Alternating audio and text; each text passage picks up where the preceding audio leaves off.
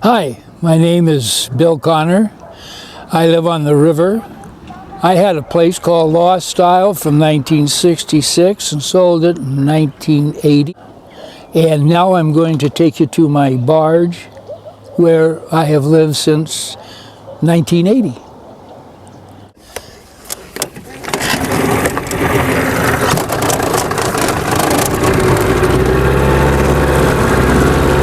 So whenever you want anything done, just let me know.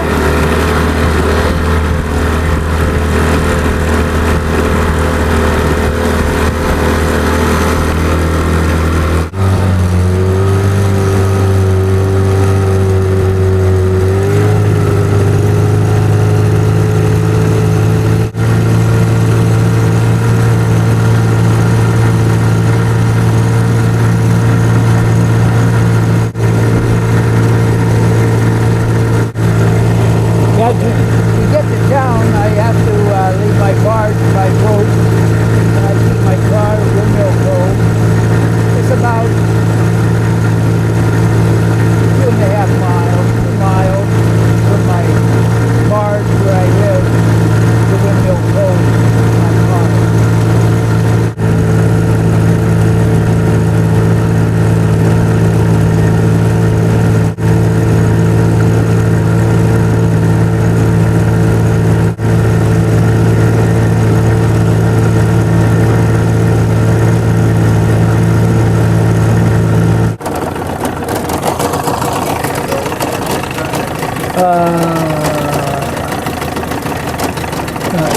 That one right there is a black and white one, and they put a male there, and then there was about 7 babies, and now I think there's only a couple babies left.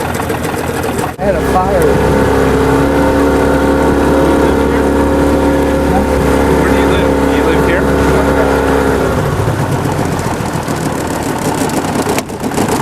What happened with the fire? How did it start? Oh, the generator backfired. So all I just kept it off of the other side of the barge, where my houseboat was. Sure. So I guess we could go right through here if you wanted to take a picture of it pretty close. Looks like we can make it right through here. Do you have to pay rent or anything? No. Barge?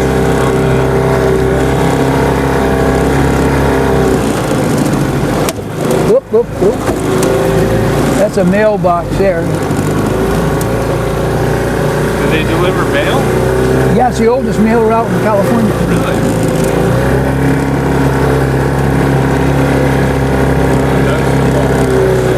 Yeah, see, this whole thing here was a barge. Just right here where all the pilings and everything. She was 160 by 60. I'm going to paint this. This is a double ender for the World War II lifeboat. Does it have a motor on it? I have a motor in it, yeah. I'm going to paint her up one of these days.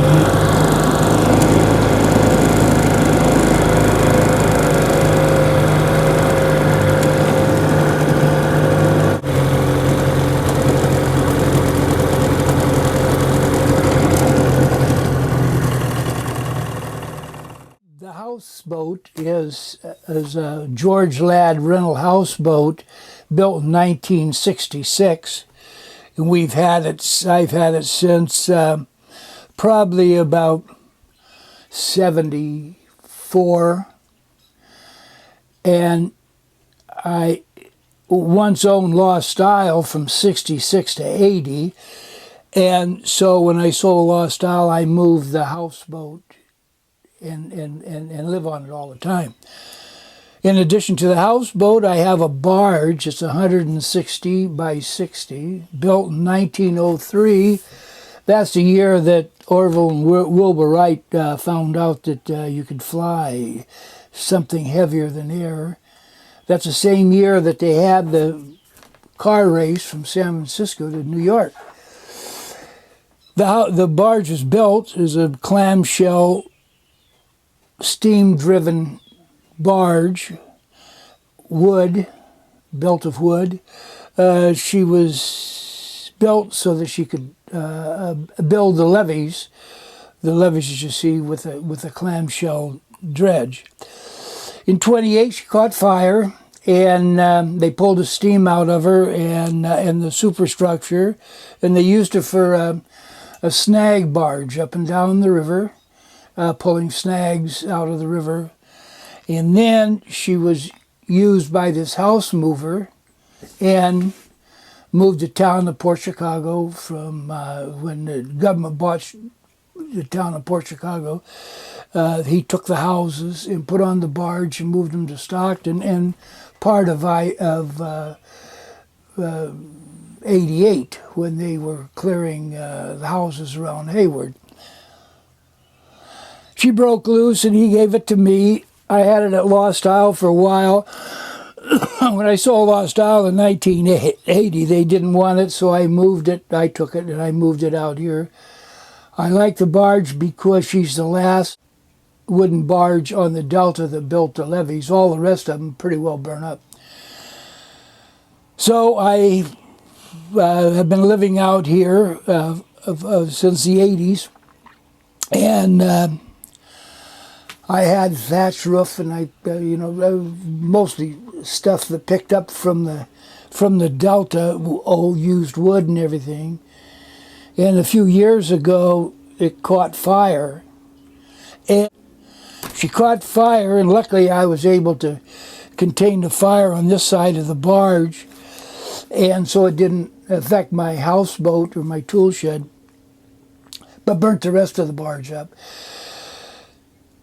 And of course, the hull and the bulkheads are still there, and I have a perimeter with piling around showing the 160 feet. I like to keep it because it's probably about the only historical barge, wooden barge on the Delta that's still noticed. So what I've been doing lately, and it's been taking a lot of work, which I enjoy, and that is cleaning it up and salvaging the wood and starting my gardens and everything so that I can build a thatch roof and everything on it to make it a place for people to look at and enjoy and take pictures of. The history, I was born in Phoenix, Arizona in 1931, January the 13th. Lived for a short time in Arizona, mostly lived in Stockton, California. A couple years in 1939 and 40, I got a chance to visit my great-grandparents in Indiana. They lived on a farm and enjoyed that life very much. My two brothers and I came back from Indiana and went to grammar school, high school in Stockton. And I was a salesman for a short time. Then I joined the Marine Corps from 51 to 54. And just before I got out, I got married and went back to college. It was a salesman and went back to college. And my wife was named Georgia, and we had two children, Eric and Cindy. Eric now is an electrical engineer in Monterey, and my little daughter is works for the school system in Ione and lives at Lake Comanche.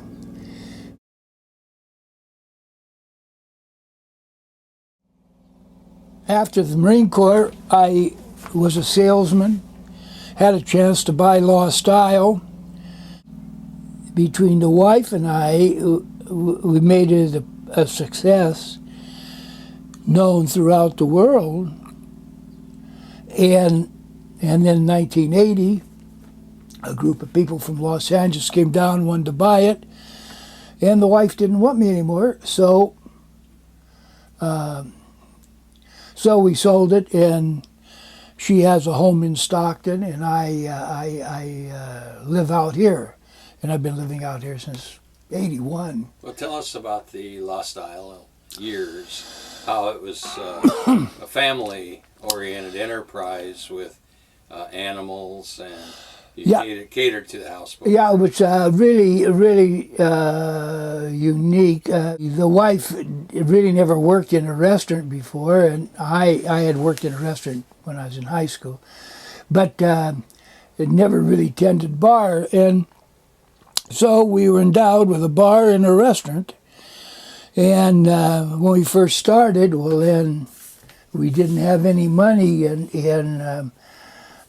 we'd go to Safeway and buy some hamburgers and some buns and take it back to Lost Isle and sell them.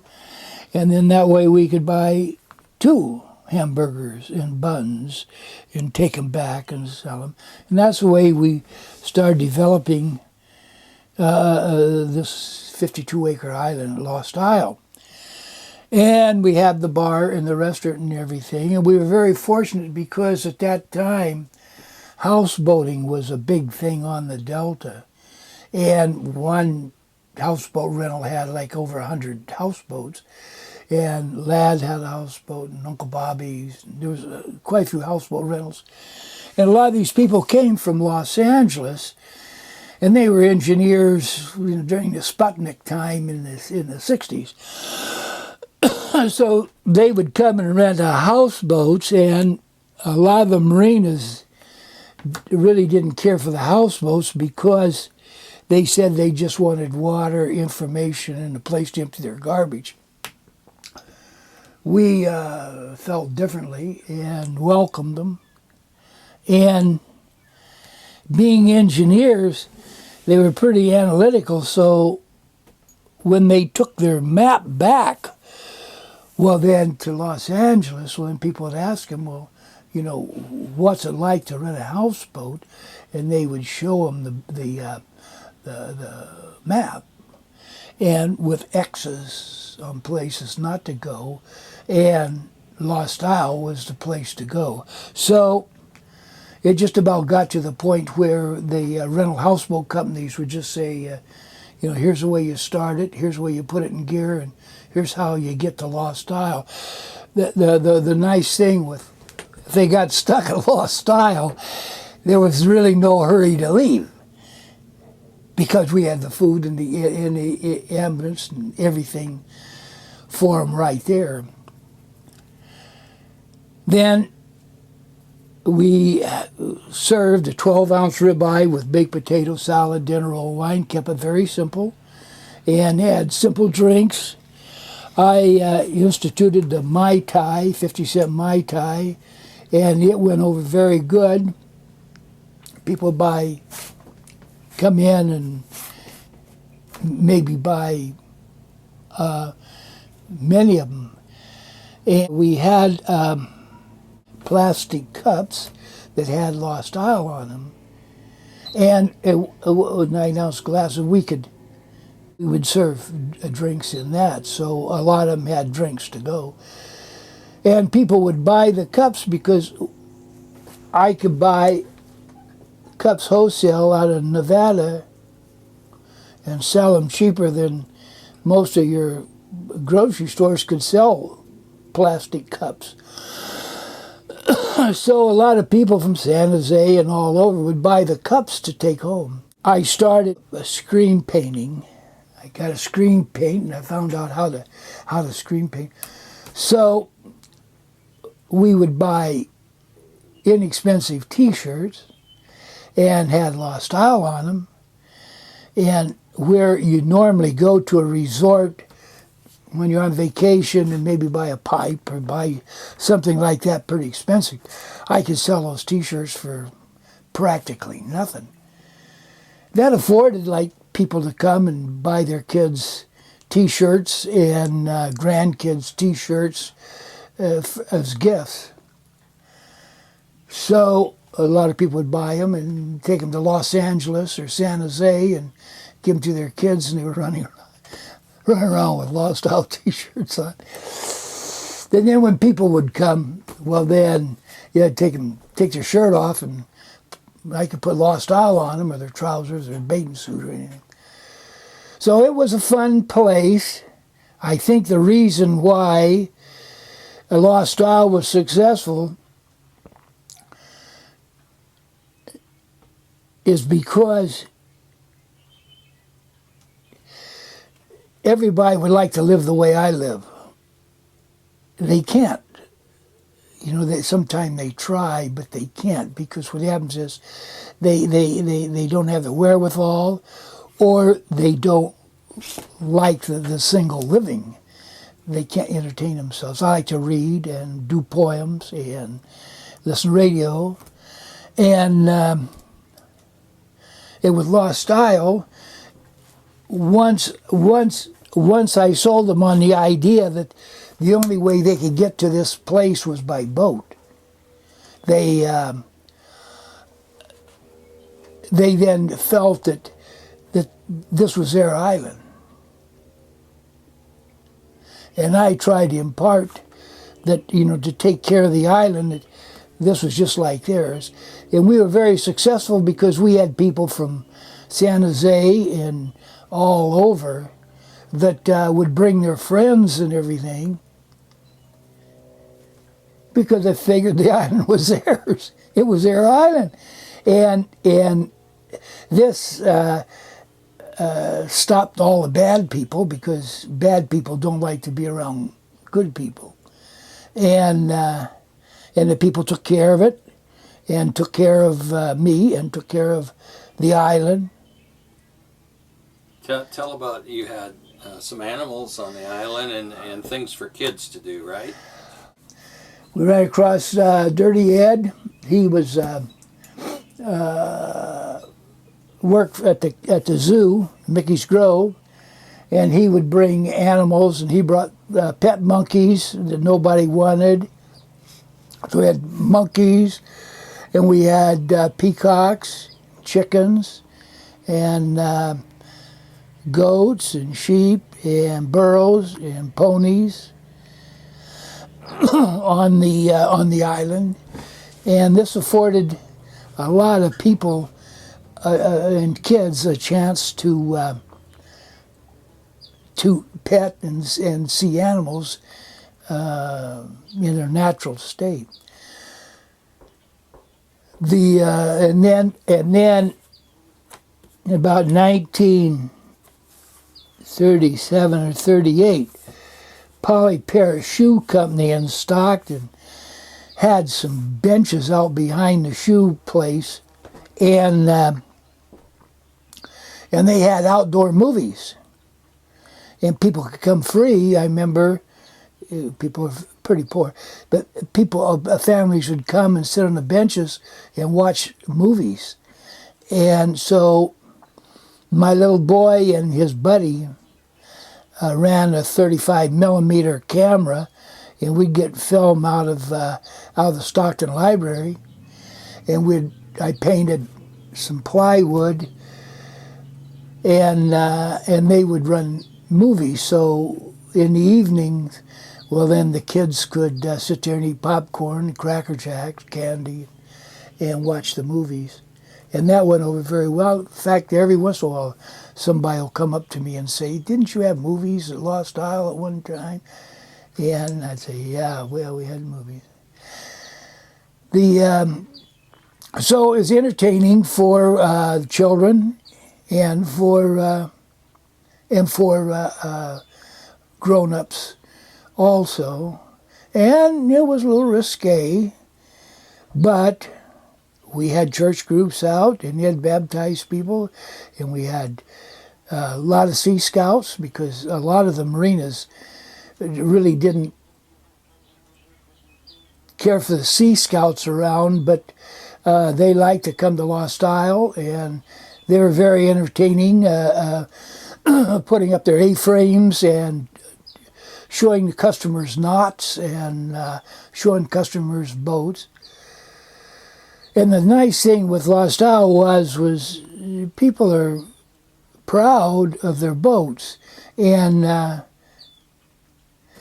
they became acquaintances and friends, and so a lot of people got a chance to see sailboats and see cruisers and see speedboats and things like that normally at a marina the person would just sit there and drink, and other people would wonder what that boat looked like or what it was like inside. I didn't have to entertain. The people entertained each other. We had a lot of movie stars, people Like who? from all the world. John Wayne had come by earlier. A lot of the movie stars would go down to Baron Hilton's place. He had the 4th of July, and they'd hunt down there. Tony.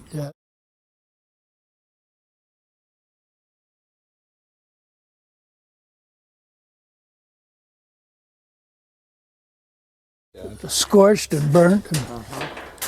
Yeah, that wood burned, right? Yeah, see, all this is all, and the thing that's been is because mostly I pick stuff up off the river. You know, I don't buy wood. So when it burned, well then a lot of this wood was scorched and burnt, and I had to trim it. Yeah. But the thing that happened was I couldn't get up there. Oh, yeah. So everything was on the dock. Yeah. So then what you had to do is shift all the wood over and back and forth and back. Now I've got it where, like, I need a 4x4 or 2x6 or something like that. I know where it is and everything. And now that I have this right here, temporary deck, but safe. Yeah. Well then, I mean, I can go up there and with plants, and I can. I'm organized. My theory is this: you know, a person comes and they see this, and they have one or two reactions. Either one, if I had a chance, I'd live like this, and I'd have nuts and bolts and screws and everything, so I don't have to go to town to get them. Or else they say, as soon as I go home, I'm going to clean my garage. Oh, right, yeah, I see what you're saying. so the thing is you got two philosophies. You know, they see it and they say, man, you know, boy, would I like, you know, eat, sleep, screw, and nail and hammer and my own time and everything, have all the nuts.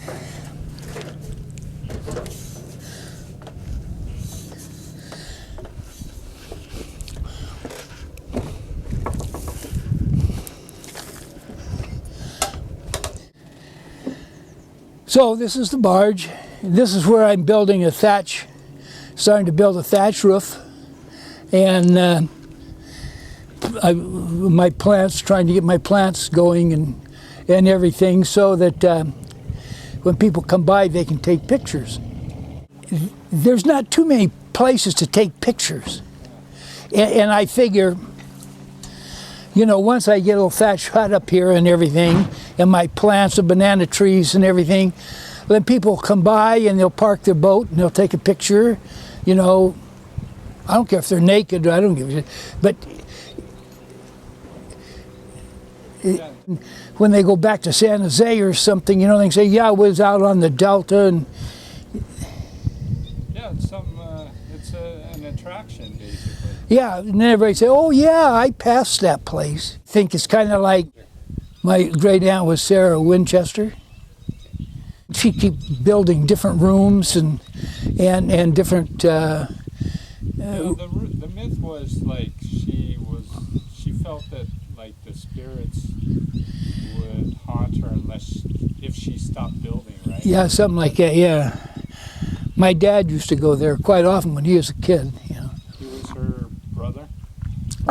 His aunt. Oh yeah, his aunt. Yeah.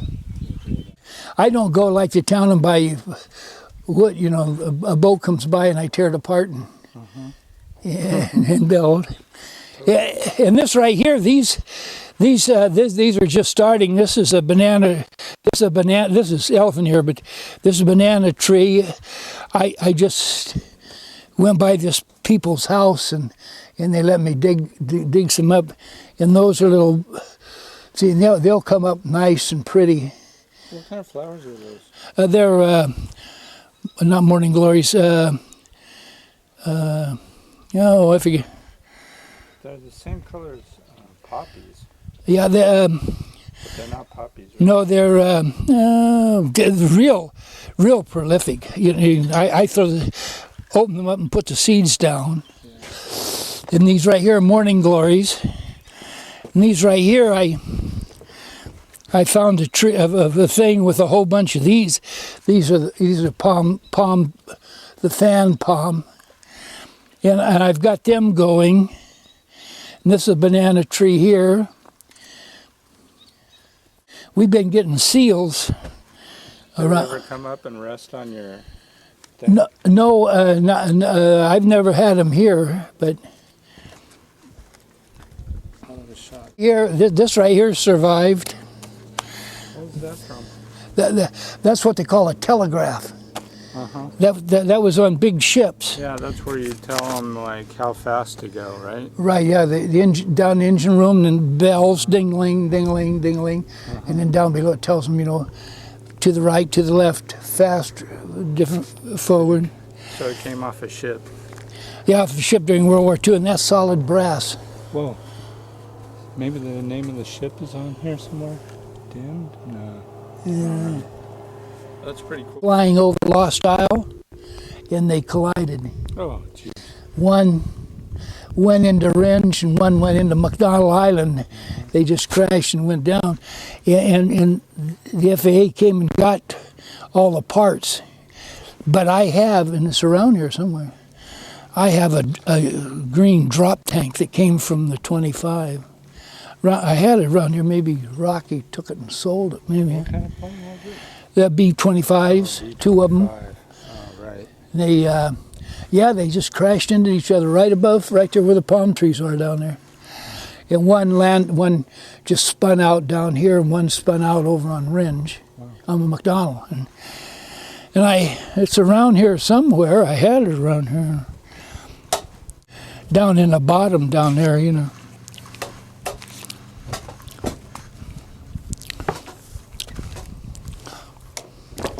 Actually, it's safer to walk here now than what it was when I had the barge, because the barge, the deck was about this, planks like that, and but they were pretty well rotted, from the trucks going on it and the sun and the rain over. Because see, this right here, the bottom and just below the water line is still here. This is all barge. Right where the pilings are. Okay. It was 160 by 60, and it's the last one. What was this structure?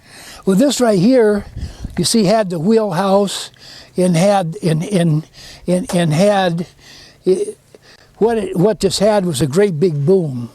Oh, okay. And then with a bucket. But a barge floats, right? Oh yeah. So this at one time floated? Oh yeah. The bottom of the barge bottom is resting on the bottom. Just on the bottom. Oh, okay. See, but the bottom's still there. See, when the wood is under the water like that, they won't rot. Okay. Right. It'll just stay. Water preserves it. So the bottom is still there. And it's solid. Yeah, it's solid. See, and imagine down there, when I was working on it, they're like 16 by 16s, maybe 80 feet long. Yeah. Took huge forests just to build this thing. Yeah.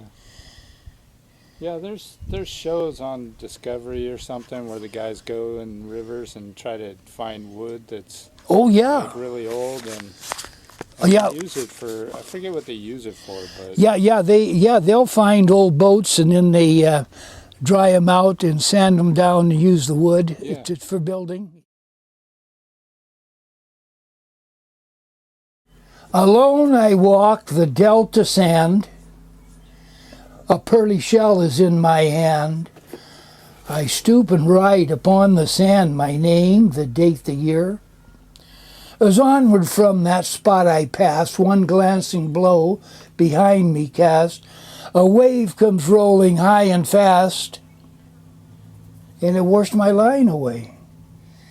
And yet my thought would be, of every mark on earth from me, a wave of dark oblivious sea shall sweep across the place where I have trod that sandy shore of time to be and be no more. Of me my date, the name I bore, shall show nor track nor trace. And yet with him who counts the sand and holds the water in his hand, I know a lasting record stands inscribed against my name. Of all these mortal thoughts of wrought, of all this thinking soul is thought, and from each fleeting moment caught, for honor or for shame. That's my epithet.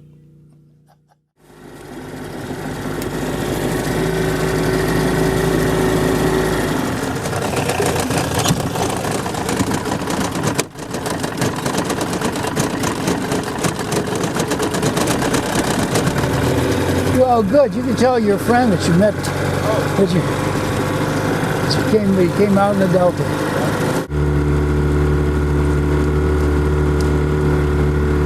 don't see the pigs.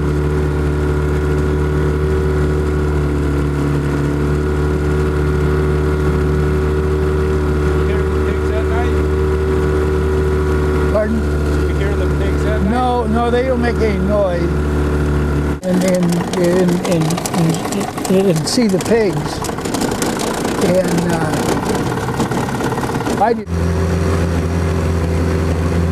The only trouble is a lot of times, maybe a person will fall off, and they're in reverse, or else they go forward and chop them up.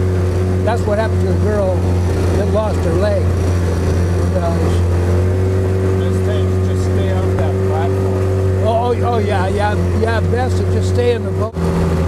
See, I think we're going to go right in here because we can.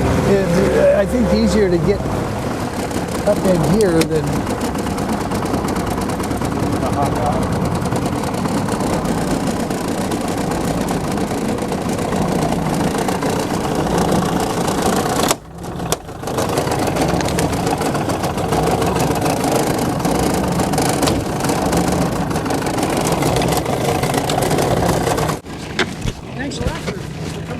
Yeah, it was fun.